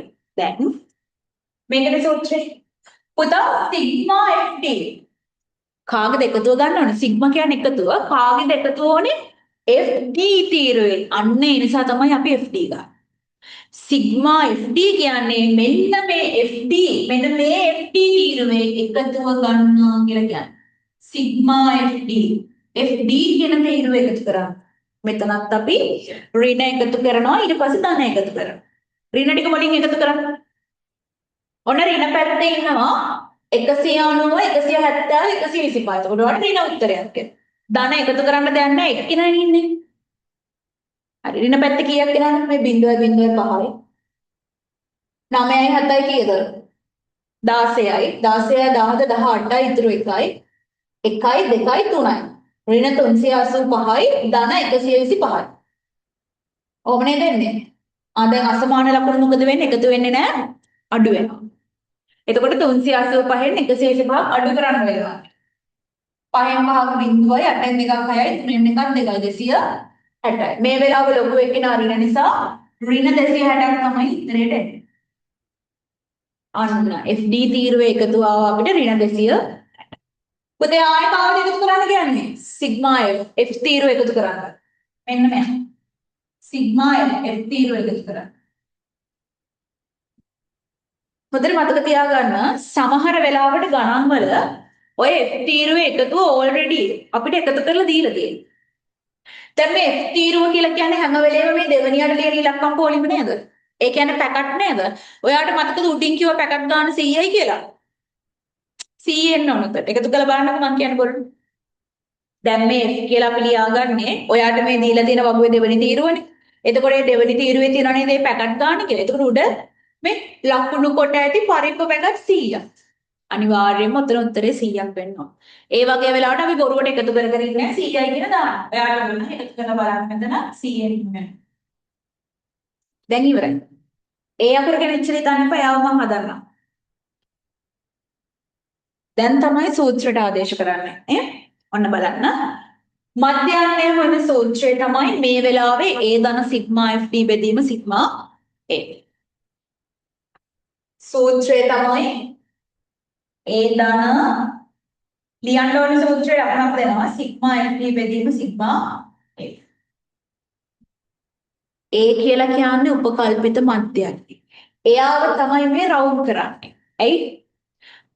මාත පන්තියේ මධ්‍යයගේ උපකල්පිත මධ්‍යයන්ය ලෙස කියන. එතන මාත පන්තියේ මධ්‍යයගේ තමයි 252 එයා තමයි උපකල්පිත මධ්‍යයන්ය. ඒකයි මම රවුම් කරන්න කිව්වේ. දැන් ඔයා ආයි හිත ඉන්න ඕනේ නැහැ. රවුම් කරපගෙන මෙතන ලිව්වා. A ගේ උත්තරේ 252යි නේ. 252ට අපි දැන් එකතු කරන්න ඕනේ. හොඳට මතක තියාගන්න. මෙන්න මේ දෙක බෙදලා එන උත්තරේ තමයි ඔය දෙක බෙදලා එන උත්තරේ තමයි ඔයා හැම වෙලේම ඉස්සරහා ඉන්න ඒට එකතු කරන්නේ. එහෙනම් සිග්මා FD තීරුවේ එකතු ආවම ඉන්න 260 ඒක බෙදෙනවා සිග්මා FCA 260 ඍණ 260 CM බෙදලා එන උත්තරේ තමයි 250ට එකතු කරන්නේ. ඍණ 260 බෙදීම C කරන්න දෙයක් නැහැ දශම හදන්න ඕනේ. 260 බෙදීම C මේ බිඳුවට බිඳුව කපන්න ගාව 26 බෙදීම 10යි. කීයද දෙන්නේ? 26 10න් බෙදනවා කියන්නේ ඩොට් එකක් මෙහෙට ගෙනවා 2.6යි නේ. මෙතනට ගෙනවා. ඔයා 252ට එකතු කරන්න ඕනේ කවද? වරහණ ඇතුලින් ආපු උත්තරේ. කවුද වරහණ ඇතුලින් ආවේ? 2.6යි ඍණ 2.6යි. දැක්කද? එතකොට වරහණ ආයෙ අයින් කරන්න. මේ ධනයි ඍණයි ගුණ වෙලා මෙතන මොකක්ද හැදෙන්නේ? ඍණ හැදෙනවා. 252 ඍණ 2.6 අන්න අඩු කරන්න කියලා හැදුවා. 252න් 2.6ක් අඩු කරා. 252න් 2.6ක් අඩු කරා. මෙන්න 252 මෙන්න 2.6. දැන් 10 වසරේ ඉන්න ළමයි 10 වසරේ තුන්වෙනි වාරේ තව මාස 3කින් 11 වසරට යන්න ඉන්න ළමයි දශම අඩු කරන්න දන්නේ නැහැ කියලා නම් කියන්න එපා. බිඳුවෙන් 6ක් බෑ 10න් 6ක් 4යි. මෙතන දැන් 1නේ 1න් 12ක් බෑනේ 11න් 11ක් නේ එතකොට. සෝරි 1න් 2ක් බෑ. එතකොට 11න් 2ක් කියන්නේ 9යි. මෙයා 4යි 249.4යි. හරිනේ 249.4. එහෙනම් උත්තරයක් එනවා අපිට 249.4යි කියලා. මෙතනට ගහලා ගන්න. ඔන්න අපිට කවදාවත් මේ බල්ලට කෑණිය ගන්න බෑ. කියනවා අඩු වයසෙන් බීඩි දීපු කතාවක්. මුට කියනවා. මොකද්ද ඒත් එක්කම ෂුඩක් මතක් කරන්න ඕනේ. මගේ YouTube එක subscribe කරන්න, TikTok එක follow කරන්න, Facebook එක follow කරන්න. මම හිතනවා ඔයාලා එහෙම කරනවා ඇති කියලා. සහ මම මේක කියන්නේ ගැන ඔයාලා අනිවාර්යෙන් කරන්න ඕනේ කියලා මට කියන්න බෑ. ගොඩක් වෙලාවට මම දකිනවා දැන් අපි ඔයාලට උදව් කරාට වැඩක් නැහැ. අඩුම තරම ස්ටේටස් එකක්වත් දානවා මම දකින්නේ නැහැ පෝස්ට් මම ඕන තරම් ඔයාලට දානවා ස්ටේටස් එකක්වත් දානවා දකින්නේ නැහැ ඉතින් ඒක හරිම මේ දැන් සාමාන්‍යයෙන් ඔයාලද සමහර ඔයාලා දැකලා ඇති මම ඔය එක ක්ලාස් ඇඩ් සහ ඔය ෂොප් වල ඇඩ් එහෙම දානවා ඒ ඔයාලගේම යාළුවෝ මට සමහරලාට එවනවා දැන් ඔය ගෙදර ඉඳලා කේක් හදන ළමයි දෙන්නෙක් එහෙම ඉන්නවා මගේ ලිස්ට් එකේ ඒතර යාළුවෝ එවුවා මම ඒව ස්ටේටස් දානවා ඉතින් මට පුළුවන් නම් ඔයාලට බැරි වෙන්න විදියක් නැහැ නේ මම දැකලා නැහැ අර ස්ටේටස් එකක්වත් දානවා ඒ නිසා මට ඒක බල කරන්න බෑ පුළුවන් නම් කැමති නම් දාන්න සහ YouTube එකේ කියලා subscribe කරන්න සහ ඔය social media වල දාන videos වලට කියලා comment එකක් දාන්න. හරි.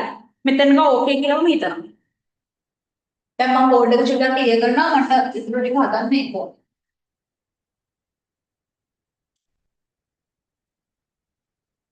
ඔන්න අපි දැන් මධ්‍යන්නේ කීයද කියලා හොයාගෙන තියෙනවා 249.4ක් කියලා අපිට මධ්‍යන්නේ. දැන් අපි මේක හදලා ඉවර වෙලා ගිහින් කියවනවා ගාන ආයේ සමහර වෙලාවට මෙයාලා මේක වට යන්න කියලා දෙනවා. බලන්නකෝ. මාත පන්තියේ මධ්‍යයාගේ උපකල්පිත මධ්‍යයන්ය ලෙසගෙන පරිප්පු පැකට් එකක මධ්‍යයන්‍ය ස්කන්ධය. ඔයාලා හොද්දට මතක තියාගන්න මොකද්ද මේ හෙව්වේ කියලා. මේ හොයලා තියෙන්නේ මොකද්ද? පරිප්පු පැකට් එකක මධ්‍යයන්‍ය ස්කන්ධය. අන්න ඒ වාක්‍ය වැදගත්. ඔයා මේ හොයාගෙන තියෙන්නේ පරිප්පු පැකට් එකක ස්කන්ධයක් තමයි ඔයා මේ හොයාගෙන තියෙන්නේ. එකක මධ්‍යයන්‍ය ස්කන්ධය. ඔයා මේ හොයාගෙන තියෙන්නේ එක පරිප්පු පැකට් එකක බර සරලවම කියනවා. මධ්‍යයන්‍ය ස්කන්ධය ආසන්න ග්‍රෑමයට සොයන්න දැක්කද? පුතා ආසන්න ග්‍රෑමයට ආසන්න කිලෝග්‍රෑමයට ආසන්න පූර්ණ සංඛ්‍යාවට කියන්නේ මොකද්ද? ආසන්න ග්‍රෑමයට හොයන්න කියලා කියන්නේ ඔයාගේ උත්තරේ ග්‍රෑම් විතරයි තියෙන්න පුළුවන්. එහෙනම් දශම තියෙන්න බෑ කියලා ඔය කියන්නේ. ආසන්න ග්‍රෑමයට සොයන්න කියලා කියන්නේ දැන් ඔයාට උත්තරයක් ආවනේ 249.4යි කියලා. මේ මට උත්තරයක් ආවා 249.4. එතකොට 249.4 කියලා කියන්නේ පරිප්පු පැකට් එක මධ්‍යයන්‍ය ස්කන්ධය. දැන් ස්කන්ධයේ තිබ්බ ග්‍රෑම් වලින්නේ. එතකොට මට මේ ඇවිත් තියෙන්නේ ග්‍රෑම් 249.4ක් බරයි කියලා. දැන් 0.4 කියන්නේ මොකද්ද? 0.4 කියන්නේ පුතා මිලිග්‍රෑම් ඇත්තට. ග්‍රෑම් තමයි 249.4 කියන්නේ මිලිග්‍රෑම්. එතකොට ඔයා ඒව හිතන්න ඕනෙත් නෑ. තව පොඩි කරන්න ගන්න. ආසන්න ග්‍රෑමයට ආසන්න කිලෝග්‍රෑමයට ඕවට වට යන්න කියලා කියන්නේ ඔයාගේ ගානේ දශම තියෙන්න බෑ කියලා තමයි කියන්නේ. හැම වෙලේම අපි වට යන්නේ කොහොමද? ඔයාගේ ගානේ නවතින්න ඕනේ ඉලක්කම ගිහින් බලන්න. දැන් දශම තියෙන්න බැරි නම් මෙහෙ යන්න බෑ මෙතනින් ඉවර වෙන්න ඕන ගාන. එතකොට අපි වට යනවා නම් පුතේ වට යන්න කියලා තිබ්බොත් ඉවර වෙන්න ඕනේ 9 නම් එයාගේ පිටිපස්සේ ඉන්න ඉලක්කම දිහා තමයි ගිහින් බලන්නේ.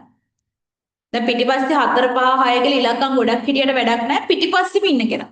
එහෙනම් මෙතනින් නම් ගන්න නවතින්න ඕනේ පිටිපස්සේ ඉන්න කෙනා දිහා තමයි ගිහින් බලන්නේ. ඒ කියන්නේ 4 දිහා. එතකොට මම කියලා දීලා තියෙනවා මේක කීප වතාවක්ම මම ආයෙ මතක් කරන්නම් මේ වටේන කතන්දරේ අනිවාර්යයෙන්ම වැදගත් වෙනවා. හරිද? එහෙම පිටිපස්සේ ඉන්නේ පුතේ 0 1 2 3 4 කියන ඉලක්කම් ගහනවා. ඔය ගාන නිකම්ම මට මෙහෙම මකලා අයින් කරන්න පුළුවන් එයා. මොකද මෙතනින් නවත්තන්න ඕන උතර මම අයින් කරන්න පුළුවන්. හැබැයි ඔය පිටිපස්සේ ඉන්නේ 5 6 7 8 9 කියන පොඩ ලොකු ඉලක්කම් නම් පිටිපස්සේ ඉන්නේ මෙයා 9 වුණ එක නෙමෙයි මං කියන්නේ. මේ රවුන්ඩ් කරගන්න කියලා. එහෙමනම් එයා නිකම්ම මෙහෙම මැකිලා යනවද? නෑ. එයා කොහොමද මැකෙන්නේ? මේ ගානට එකක් එකතු කරලා තමයි එයා අයින් වෙලා යන්නේ. ඒතර ඒ වගේව අපිට ඉස්සරහට ඕන තරම් අපි වට යනවා කියන්නේ මොකද්ද කියලා ඔයාලා දන්නවා කියලා මම හිතනවා. එතකොට මේ වෙලාවේ පිටිපස්සේ ඉන්නේ 4. එයා කිසිම බලයක් තියෙන ඉලක්කම නෙමෙයි. එයාමට නිකම්ම මකලා අයින් කරන්න පුළුවන්. එහෙනම් කවුද ඉතුරු වෙන්නේ? 249. මෙන්න මේ මාර්ක් එක දානකොට අපි වට යනවා කියලා. එහෙනම් අපි උත්තරේ විදිහට ලියනවා ග්‍රෑම් 249. මෙන්න මේක තමයි perfect මාන්ස් එක අන්තිම උත්තරේ. මෙතනට එනකන් අපි හදන්නේ. එතකොට මේ මොකද්ද අපි දැන් හොයාගන්න දෙන්නේ මේ මධ්‍යන්නේ කියලා එක පරිප්පු පැකට් එකක් 249ක් බරයි. දැන් මං එදා කියලා දුන්නේ මධ්‍යන්නේ කියන එකේ තේරුම මොකද්ද? ඇත්තම බර 249 කියන එකද? නෑ. ළඟින් යන උත්තරයක් කියලා කිව්වේ. දැන් මේ ගාන පටන් ගත්තේ එක පරිප්පු පැකට් එකක් 250ක් බරයි කියලානේ ගහලා තියෙනවා කිව්වේ. ඒතර ඇත්තම ඇත්ත ඒක නෙමෙයි. එතකොට මෙයාලට ඇවිත් දෙනවා 249ට වඩා අඩු ඒවා වැඩි ඒවා ඔක්කොම ඇවිත් දෙනවා.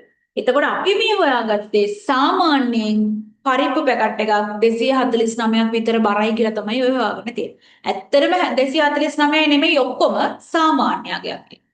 අර පන්තියේ ලකුණු වගේ.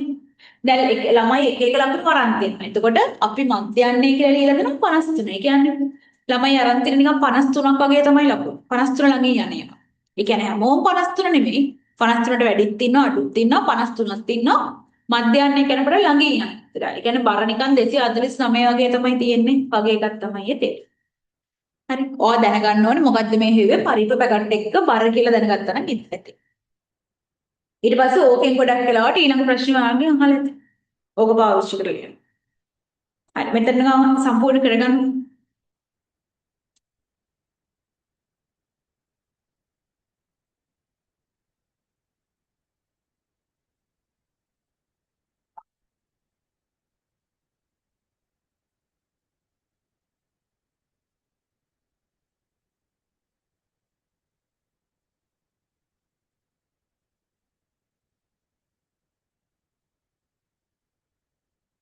සම්පූර්ණ කරගන්න මෙතන.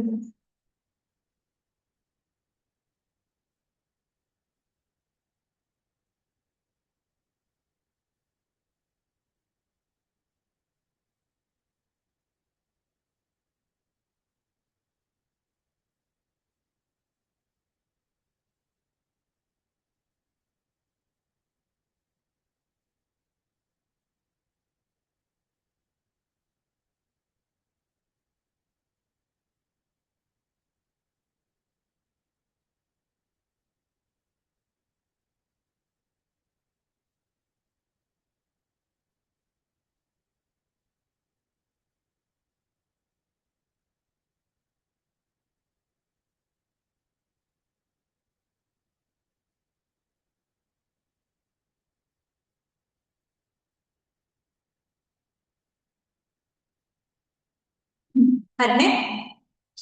බලන්න ඊළඟ ප්‍රශ්නේ නම.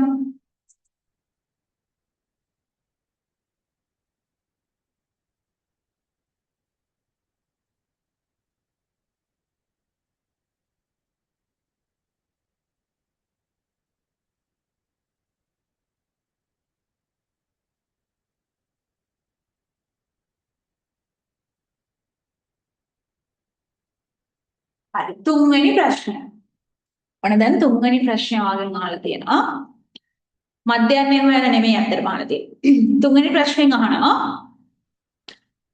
ඉහත පරිදි નિયમિત ස්කන්ධයට පරිප්පු පැකට් නොකිරීමේ. දැන් નિયમિત ස්කන්ධය කීයද? ග්‍රෑම් 250.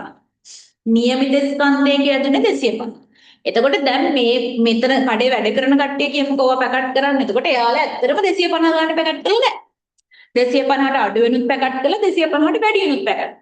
මේකෙන් අහන්නේ નિયમિત ස්කන්ධයට පරිප්පු පැකට් නොකිරීමේ. හරිද? පැකට් කරපු නැති නිසා වෙලෙන්දාට සිදුවිය හැකි උපරිම පාඩුව ග්‍රෑම් 150 නොඉක්මවන බව වෙන්න. වෙලෙන්දට වෙන්න පුළුවන් උපරිම පාඩුව ග්‍රෑම් 150 නොඉක්මන බව. දැන් ග්‍රෑම් නොඉක්මනවා කියන්නේ මොකද්ද? ඉක්මවන්නේ නැහැ. ඒ කියන්නේ 150ට වැඩි නැහැ. වැඩිද අඩුද ඉක්මවනවද ඕවා පෙන්වන්නත් කලින් මොකද්ද අපි දැනගෙන ඉන්න ඕන? අපි දැනගෙන ඉන්න බැහැ නා වෙලෙන්දට වෙන පාඩුව. දැන් අපි හිතමුකෝ වෙලෙන්දට වෙන පාඩුව ග්‍රෑම් 100යි කියලා. එහෙනම් අපිට කියන්න පුළුවන් 100 150 පන්නන්නේ නැහැ. දැන් මොනවා කරන්නත් අපි දැනගෙන ඉන්න ඕනේ නේද වෙලෙන්දට වෙන පාඩුව. මොන පාඩුවද කියන්නේ? උපරිම පාඩුව. දැන් මම ඒකේ වචනේ තේරුම කියලා දෙන්නම්. උපරිම පාඩුව කියලා කියන්නේ වෙලෙන්දට වෙන්න පුළුවන් ලොකුම පාඩුව. එතනින් එහාට වෙලෙන්දට පාඩුව වෙන්න බෑ. දැන් හරිනම් මෙයාලා කිරන්න ඕනේ 250 නේ ග්‍රෑම්. මෙයාලා හරිනම් කිරන්න ඕනේ ග්‍රෑම් 250. නමුත් 250ට වැඩි වෙනුත් කිරුවා 250ට අඩු වෙනුත් කිරලා තියෙනවා. දැන් පුතා මෙහෙම හිතන්න. වෙලෙන්දට පාඩු වෙන්නේ 250ට වැඩියෙන් මෙයාලා දීපු හින්දාද 250ට අඩුවෙන් මෙයාලා දීපු. අන්න හරි. දැන් 250ට වඩා අඩුවෙන් දැන් මෙතන හිතන්නකෝ මෙයාලා 235 ගානේ දාලා පැකට් 6ක් දුන්නොත් පාඩුද වෙලෙන්ද නෑ ලාභයිනේ අඩුවෙන් දාන්න තියනවනම් ලාභයි නේද එහෙනම් වෙලෙන්දට පාඩු වෙන්න නම් මෙයාලා මොකද කරලා තියෙන්න ඕනේ 250ට වඩා වැඩියෙන් පරිප්පු දාලා විකුණුවොත් තමයි වෙලෙන්දට පාඩු වෙන්නේ නේ අපිට ලාභයි පාරිභෝගිකයට මොකද යාට ලාභයි වෙලෙන්දට පාඩු වෙන්න නම් 250ට වඩා වැඩියෙන් පරිප්පු දාලා පැකට් දෙන්න ඕන. පැහැදිලිද එතන? එහෙනම් අපි දැන් බලන්න යන්නේ ග්‍රෑම් 250ට වඩා වැඩි. එහෙම වුණොත් තමයි වෙලෙන්දට පාඩු වෙන්නේ. හරිද? ඔන්න. දැන් මෙතෙන්ට එනකම් වෙලෙන්දට පාඩු වෙලා නැහැ. 249 ඔන්න මෙතෙන්ට එනවා. දැන් 250 අතර 27යි. ඒ කියන්නේ 250 පැකට් තියෙන්නත් පුළුවන් 51 පැකට් තියෙන්නත් පුළුවන් 2 3 4 254 වෙනකම්ම පැකට් ඔක්කොම තියෙනවා 27ක්. දැන් අපි දන්නවද 250 පැකට් මෙතනින් කීයක් තියෙනවද කියලා වෙන් කරන්න දන්නවද? නැහැ. 252වත් ඕක ඇතුලේ ඇති. කීයක්ද කියලා දන්නවද? නැහැ. අන්න ඒක තමයි උපරිම පාඩුව ගන්න කියලා. පුතේ මෙතන තියෙන්න පුළුවන් අඩුම ඉලක්කම කීයද 250 මෙතන තියෙන්න පුළුවන් වැඩිම ඉලක්කම 254 උපරිම පාඩුව කියන්නේ හිතන්න ඕනේ අපි මේ ඔක්කොම පැකට් මේ පැකට් 27ම 254 ගානේ තියෙනවා කියලා අපි හිතමු උපරිම පාඩුව පුතේ ආවම ගන්න කිව්වා නම් අඩුම ඉලක්කම ගන්න දැන් උපරිම ආවම කියන වචන දෙක ඔයාලට නිතර හම්බෙයි එතකොට හොඳට මතක තියාගන්න උපරිම කියලා කියන්නේ මෙහාට අවම කියලා කියන්නේ මෙහාට. උපරිම පාඩුව. ඒ කියන්නේ මේ පැකට් 27ම 254 ගානේ තිබ්බයි කියලා අපි හිතනවා. එතකොට තමයි වෙන්න පුළුවන් ලොකුම පාඩුව අපිට ගන්න. පැහැදිලිද? එහෙනම් බර ග්‍රෑම් 254 ගානේ පැකට් කීයද? 27ක් විකුණුවා කියලා හිතනවා මේ. ග්‍රෑම් 254 ගානේ මම හිතනවා පැකට් 27ක් මෙයා විකුණන්න ඇති. ඔන්න එතනින් මම ගන්නවා වෙන්න පුළුවන් උපරිම පාඩුව. හරිද? දැන්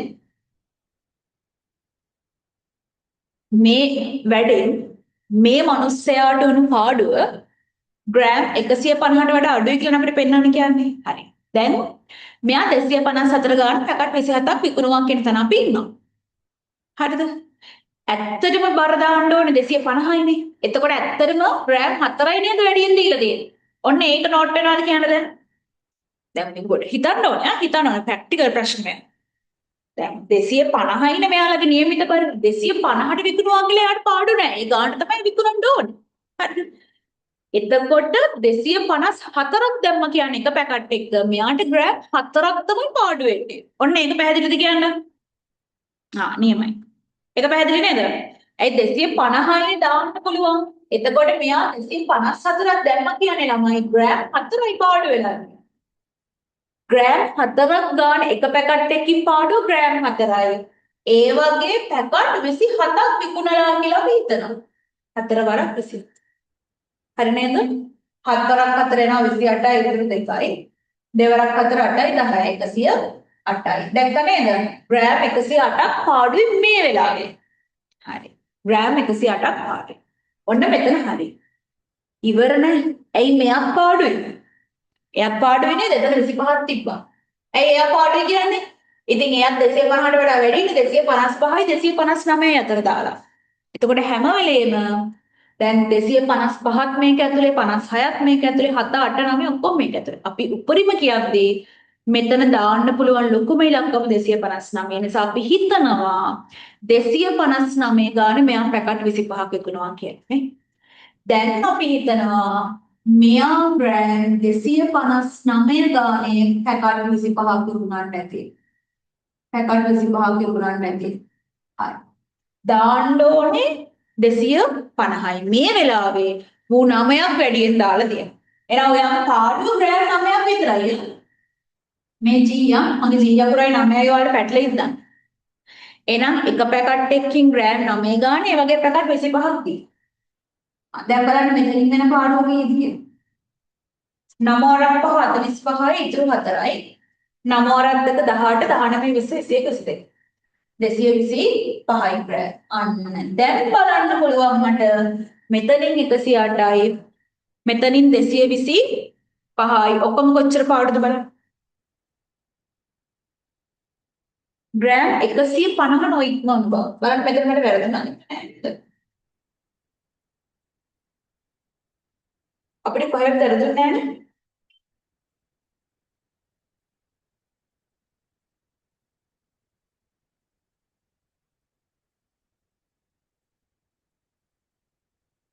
හරි අපි එතන ඉලක්ක වෙනස් කරමු. හරි ඔයාට අහුන්නේ නැහැ එක තැනක්වත් වැරදි කියලා මොකද 250ට වඩා ලොකු උත්තරයක් නේද දෙන්නේ?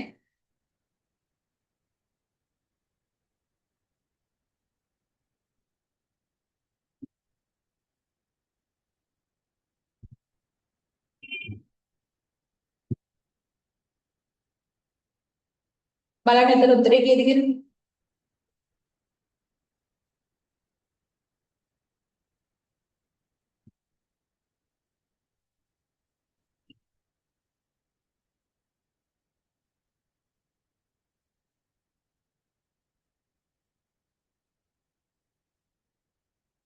දෙසිය 25ක් නේ නමරක් 5 45යි ඉතුරු 4යි දෙවරක් 9 18 19 20 225යි නෑ වැරදි නෑ. එතන මිස්ටේක් එකක් අපි ග්‍රෑම් 150 වෙනස් කරමු. අවම පාඩුව කියලා තිබ්බනම් සමහර විට හරියනවා.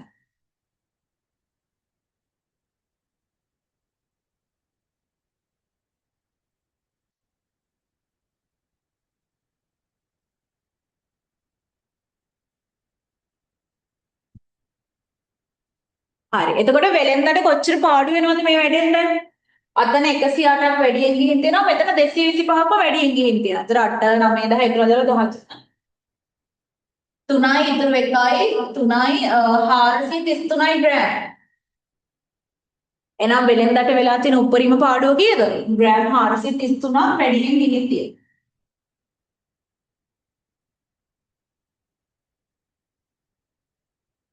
හාරසිය 33ක් වැඩියෙන් ගිහින් තියෙනවා. හරි. දැන් ඔමෙ මෙහෙමත් හිතන්න ඕන. දැන් පොඩි අවුලක් වගේ හිතුණා නේද? දැන් වෙලෙන්දට වෙන්න පුළුවන් උපරිම පාඩුව හරිද? අන්න බලන්න අහුනේ නැති පොයින්ට් එකක් කියන්න යන්නේ. ග්‍රෑම් 150 නොඉක්මවන බව පෙන්වන්න කියලා තියෙන්නේ. මේ වෙලෙන්දට වෙන්න පුළුවන් උපරිම පාඩුව ග්‍රෑම් 150 නොඉක්මවන බව. කියන්නේ 150 පන්නන්න බෑ. දැන් මට උත්තරයක් ආවා මේ වෙලෙන්දට 433ක් පාඩු වුණා කියලා. ප්‍රශ්නෙන් ඇහුවා වෙලෙන්දට උණු පාඩුව 150ට වඩා වැඩි වෙන්න බෑ. දැන් ඔන්න වැරදි කියලා මටත් දැන් හිතුණා. මම ඔයාලට කිව්වේ වැරදිද කියලා. ඊට පස්සේ තමයි බලද්දී වැරදි නෑ නේ කියලා මගේ ඔළුවට කිව්වා. දැන් වෙලෙන්දට 433ක් පාඩු උනේ මෙන්න මේ දෙන්නගෙන්නේ. වැඩියෙන් විකුණුපෙකින්නේ. මේ පැත්තෙන් වෙලෙන්දට මොකද උනේ? ලාභ වුණා නේද? දැන් වෙලෙන්දට 433ක් පාඩු උනේ මෙතනින් එහාට ඉඳලා වැඩියෙන් විකුණුනේ. අන්න බලන්න. උපරිම පාඩුව නෙමෙයි මේක මෙතන නිකන් පාඩුව කියලා මේ වෙලාවෙ මෙච්චරක් පාඩුවේ වෙලෙන්දට මේ වැඩේ. හරිද? හැබැයි අර පැත්තේ අර වෙලාවෙ වෙලෙන්දට මොකද උනේ? පාඩුද ලාභද? වැඩේ. ලාභයි. ඇයි 250ට දෙන්න ඕන එක 250ට වඩා අඩු වෙන්නේ මේ තැන් තුනේම දීලා තියෙන්නේ. එතකොට මේ වෙලාවේ ලාභයි. එතකොට පුතේ දැන් මම නම් බිස්නස් කරන්න ඔයා නම් වෙලෙන්දා ඔයා මොකද කරන්නේ? දැන් ඔයාට මොනවා හරි දෙයකින් රුපියල් 500ක් පාඩුයි. හැබැයි ඔයාට තව දෙයකින් රුපියල් 300ක් ලාභ වෙලා. එතකොට ඇත්තටම ඔයාට වෙච්ච පාඩුව කීයද? ඔයාට අර රුපියල් 300ට 500න් 300ක් කපාගෙන 200ක් නේද ඔයාට ඇත්තටම පාඩු වෙලා තියෙන්නේ. අන්න එහෙම එකක් තමයි මෙතන. ඔයාට මෙතනින් 433ක් පාඩු වුණා. නමුත් අතන පාඩුවක් වෙන්නේ අර තුන් දෙනාගේම ලාභයක් කියලා. අපි බලමු එතන කොච්චරක් මේ පරිප්පු ලාභද කියලා. හරි දැන් හැම වෙලේම උපරිම උත්තරේ හිතන්න කිව්වා උපරිම. මම හිතනවා මෙතන 239 ගාන පැකට් 6ක් ආවා කියලා. මේ ලාභ පැත්ත බලන්න නේ. 239යි ග්‍රෑම්. මට කලින් හදන්න. පැකට් 6ක් විකුණලා කියලා. හරි. දැන් මෙතන ඇත්තටම මෙයා විකුණන්න ඕනේ 250 ගාන පැකට් කරලා. හැබැයි විකුණලා තියෙන්නේ 239 ගාන පැකට් කරලා. කොච්චරක් ગેප් එක තියෙනවද 39යි 50යි අතර? 39 49 50 11. ග්‍රෑම් 11ක් අඩුවෙන් දීලා. එතකොට ග්‍රෑම් 11ක් අඩුවෙන් දීලා කියනවා පැකට් 6ක්. ඒ වෙලාවේ ග්‍රෑම් 66ක් මෙයාට ලාභයි. මේ වෙලාවේ යාගේ ලාභය එන්නේ. ඒ වගේ බලන්න දෙවෙනි එක. උපරිම නිසා තමයි මේ ඉලක්කම ගන්නේ 244 ගාන පැකට් 17ක් දීලා 244 ගාන පැකට් 17ක් දීලා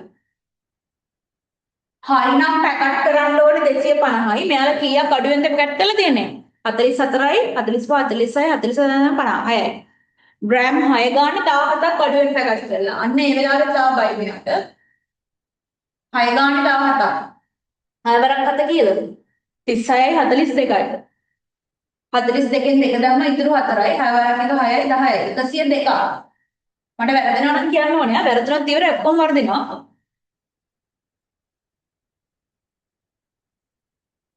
හරි 102ක් ලාභයි නේ තව එකක් තියෙනව නේද 249 ගාන 25 249 ගාන 25 තව පොඩ්ඩක් ගාන වැරදිනවා මට 249 ගාන 25 හරි දෙන්න ඕනේ 250ට 249 කියන්නේ එකක් අඩුවෙන් දීලා ඒකත් ලාභයි එක ගාන 25 ග්‍රෑම් 25ක් ලාභයි ආ එකතු කරන්න ඔක්කොම කොච්චර ලාභ ග්‍රෑම් ගාන තියෙනවද බලන්න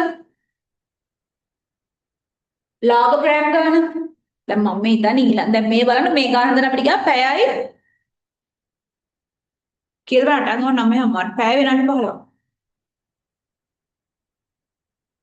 දැන් මේ වගේ ලොකු රචනා ගානක් හදද්දී දැන් මේක ඔයාට පැය විනාඩි 15න් හදන්න බෑ ඔයා අඩුම විනාඩි 18කින් හදන්න ඕනේ ඒක ප්‍රැක්ටිස් එකත් එක්ක දැන් පළවෙනි දෙවෙනි ගාන හදද්දී පොඩ්ඩක් ඉතින් අපිට වෙලා යයි ඒක ප්‍රශ්නයක් නෙමෙයි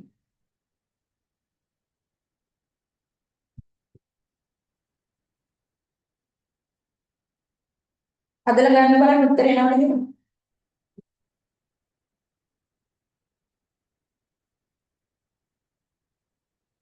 එතකොට මෙයාට ඔක්කොම ලාභයි එකතු කරාම 6යි 7යි 8යි 9 10 11 12 13 තුනම ඉතුරු එකයි 6යි 7යි 8යි 9යි 193ක්ද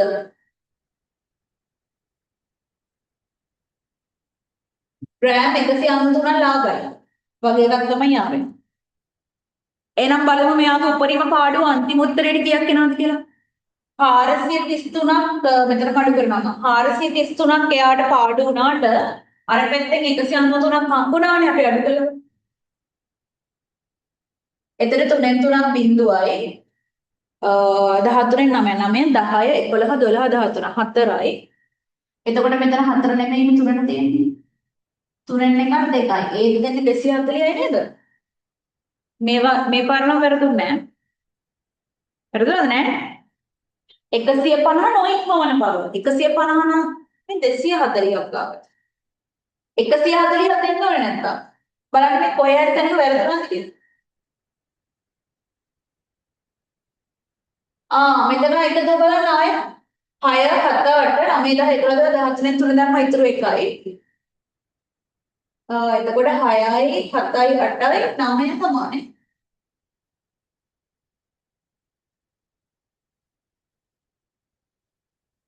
දෙසිය වෙනදට ආව නම් මේ ගානට එනවා. මට හිතෙනවා මේ කොහේ හරි එකතුවක් වැරදුනා කියලා. බලලා කියනකොට කොහේ හරි එකතුවක් කොහේ හරි සුළු කිරීමක් වැරදුනා මං හිතන්නේ. නැත්තම් පොතේ print mistake එක නම් අපි ඒක 250 කරගන්න. නේ? එහෙම නැත්තම් අපිට තමයි වැරදුනේ. මේ ළඟින් යන උත්තරයක් ආවේ ඒකයි. ඔයාලට අහු වෙන්න ඕනේ දැන්. මේක සම්පූර්ණ කරගන්න සම්පූර්ණ කරන්න අතර අහුවුනොත් කියන්නේ.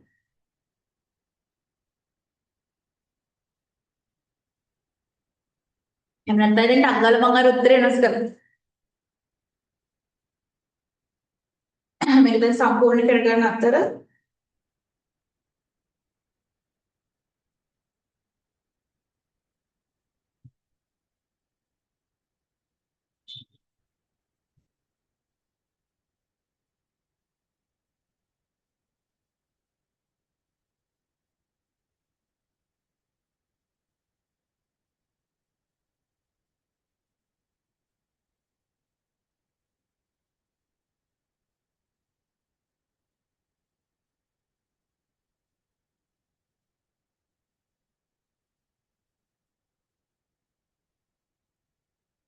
193 හරි මම මේ කැලේකට හතර බැලුවේ.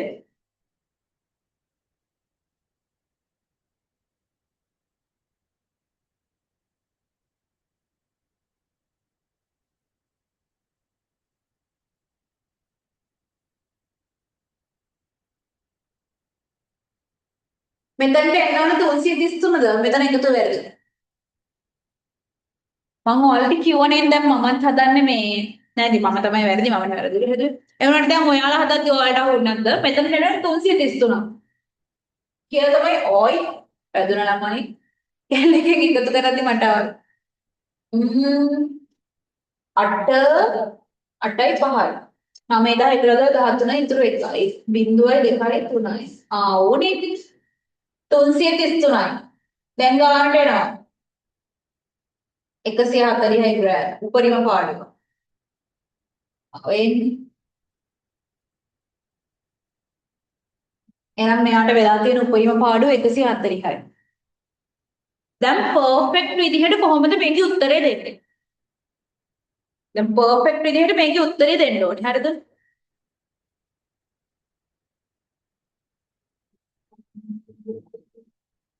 තාම හදගන්න. දැන් මෙහෙම දෙයක් ඔයාලට කියන්න වෙනවා. මේ වගේ ගණන් හදද්දි මට තියෙන ලොකුම ප්‍රශ්න තමයි ක්ලාස් එක මගින් නවත්තන්නයි නේ. එක ගානක් හදන්න සැලකියුතු වෙලාවක් යනවා. එතකොට එහෙම කරත් අපිට දවස් 8ක් ඉන්න බෑ මේක ඉවර කරන්න කීයටවත් නෑ මම අනිවාර්යයෙන්ම රෙකෝඩින් දානවා. ගොඩක් වෙලාවට රචනා ප්‍රශ්න රෙකෝඩින් වල දැන් රෙකෝඩින් එක අනිවාර්යෙන් බලන්න මම ගෲප් එකට දානවා රෙකෝඩින් එක. ඒතර මේකේ ප්‍රශ්න 8ම ක්ලාස් එකේ සාකච්ඡා කරන්න බෑ ප්‍රායෝගිකව. මොකද මැද හිස්තන් ඉතුරු වෙනවා. එක ගානක් කතා කරන්නේ යම්කිසි වෙලාවක් යනවා ඔයාලා මේක දැනගන්නකම්. දැන් අද පළවෙනි දවසේ සිට සෑහෙන වෙලාවක් ගියා හදන්න. පැය එකමාරක් විතර. ඒ පළවෙනි දවසේ නිසා. සමහර විට ඊළඟ දවසේ මට දෙකක් හදාගන්න පුළුවන් වෙයි. වෙලාවත් එක්ක තමයි බලන්න ඕනේ. අද කරපු දේ ඔයා හොඳට තේරුම් ගන්න ඔයාලට පුළුවන් නම් දෙවනි ප්‍රශ්නේ හදන්න තියෙන්නේ මේකෙන් නෙමෙයි ළමයි. ප්‍රශ්න අංක 4. 4 අඩුම තරමේ මේ වගුව ගහගෙන මධ්‍යයන්නේ අරගන්න. මම ඔයාලට කියනවා ඊළඟ දවසේ අපි හදන්නේ. ඒ කියන්නේ කවද්ද අපි හම්බෙන්නේ? ලබන සතිය සඳුදා ප්‍රශ්න අංක 4 ලබන සතිය සඳුදා හදනවා. හරිද? ඊට පස්සේ ලබන සතිය සඳුදා ප්‍රශ්න අංක 4 හදනවා. ඊට පස්සේ ඊළඟට අපි ආයෙ බදාදානේ හම්බෙන්නේ. එතකොට බදාදාත් එකක් හදනවා. ඊළඟ සතියෙම මේක හදනවා. ඊට පස්සේ ඉතුරු වෙන සෑම ප්‍රශ්නයක්ම රෙකෝඩින් එකක් විදියට දෙන. කියන්නේ උපරිම මම try කරනවා මේ 8න් ප්‍රශ්න මට 11ක් නෑ 8යි. 8න් ප්‍රශ්න 5ක් ක්ලාස් එක ඇතුලේ හදලා ඉතින් රෙකෝඩින් දෙන්න. එහෙම නැත්නම් 4ක් හදලා 4ක් රෙකෝඩින් දෙනවා. එහෙම තමයි මේක කරගන්න වෙන්නේ අපිට. නැත්නම් කරන්න වෙන්නේ නැහැ. අනිවාර්යයෙන්ම රෙකෝඩින් දෙනවා. රෙකෝඩින් දෙද්දි හැබැයි මම ඊට වඩා ස්පීඩ් එකේ හදනවා. මොකද ඔල්රෙඩි දැන් දන්නවා රෙකෝඩින් එක විතරක් මට දෙන්න තියෙන්නේ. එතකොට මම කැල්කියුලේෂන් පාර්ට් එක ටක් ගාලා කරලා හදනවා. කැල් කරගන්න ඒවා ඔයාලට පුළුවන් එකතු කරන අඩු කරන ඒවා මේ ගුණ කරන කැලිය මම ටක් ගාලා හදනවා. ගාන concept එක තමයි කියලා දෙන්නේ. එතකොට රෙකෝඩින් එක බලන්න. රෙකෝඩින් එක එන්නේ එතකොට තව සතියක් විතර පහු වෙලා රෙකෝඩින් එක ආවහම ඒකේ තියෙන ප්‍රශ්න මොනවද කියලා බලලා කියන්න. හරි? ඒතර අපිට ඉක්මනටම සම්භාවිතාවය පටන් ගන්න ඕනේ. මේ සම්භාවිතාවය කියලා කියන්න ආලුග අමාරු පාඩමක් නේ. ඒකත් අපිට ඉක්මනට ඉවර කරගන්න ඕනේ. හරි. මෙතන බලන්නකෝ. ආවනේද ඔයාලට උපරිම පාඩුව 140 කියලා. දැන් තාම ඉවර නෑ. හරියටම උත්තරේ දුන්නොත් තමයි ලකුණු 10ම ගන්න පුළුවන්. හරිද? හරි. දැන් ඔය ආපු උපරිම පාඩුව 150 නොඉක්මවන බව පෙන්වන්නේ කියන්නේ මොකද්ද? ග්‍රෑම් 150 ඉක්මවන්නේ නැහැ. ඒ කියන්නේ 150ට වඩා මෙයා අඩුයි කියලා පෙන්වන්න. ඔයාට සිංහලෙන් ලියන්න පුළුවන් ග්‍රෑම් 140 ග්‍රෑම් 150ට වඩා කුඩා වේ. එම නිසා නොඉක්මවයි කියලා ලියවනම් හොඳටම ඇති. එහෙම නැත්නම් ඔයාට මෙහිම ලියන්න පුළුවන්. මම හැමදාම ඔයාලට කියන අස්තමානතා ලකුණු දාලා ලියන්න. ග්‍රෑම් 140 ග්‍රෑම් 150 කට අරිනවා ලොකු පැත්තට. මේකේ තේරුම මොකද්ද? 140 150 ලොකුයි. එහෙම නැත්නම් 150ට වඩා 140 පොඩි. එතකොට අපිට එම නිසා මේ ඩොට් තුනේ තේරුම මොකද්ද? එම නිසා නොඉක්මවයි. මෙන්න මේකට ලකුණක් හම්බෙනවා. දැන් තමයි ඔයා ලකුණු 10ක් ගන්න. මෙතෙන් ලකුණු 10ක රචනා ප්‍රශ්නය. මේක ඕකේද? ක්ලාස් එක නවත්තනවා. මේ මොකද හදන්න බෑ. කීයට හදන්න බෑ. මම කැමති නෑ භාගයක් හදලා ඉතුරු භාගය කරන්න බැරි එකක් තමයි තියෙන අර එක දිගට ෆ්ලෝ එකේ යන්න ඕනේ. දැන් මීට වඩා ස්පීඩ් එක වැඩි කරනවා මම ඊළඟ දවසේ ගන්න. එතකොට අපි මම කිව්වා වගේ ප්‍රශ්නාංක 4 තමයි ඔයා හදන්න ඕනේ ඊළඟ දවසේ. හදාගෙන එන්න ඒක ලේසි හදාගෙන ආවොත් එම ස්පීඩ් එක වැඩියෙන් හදනවා ඊළඟ දවසේ. මොකද මේ જાති එකක් මේ හදන්න යන්නේ සිග්මා F මේ මොකද්ද FD ගේ. හරිද? ඕකේද? මෙතනට එනකම් නියමයි. හැමෝම හරි නියමයි. එහෙනම් අදට ක්ලාස් එක නවත්තන්න සිද්ධ වෙනවා. මොකද හදන්න බෑ ටයිම් නැහැ. ඒ නිසා එහෙනම් අපි ලබන සතියේ සඳුදා හවස 6ට පන්තියේ තියෙනවා. ප්‍රශ්නාංක 4 අනිවාර්යයෙන්ම හදාගෙන එන්න. ඊටු ටික ඔක්කොම රෙකෝඩින් විදිහට දෙනවා. එහෙනම් thank you අද ක්ලාස් එකට join වුණාට. සුබ රාත්‍රියක් කියලා හැමෝටම ප්‍රාර්ථනා කරනවා. එහෙනම් අපි ලබන සතියේ සඳුදා ක්ලාස් එකේදී හම්බෙමු.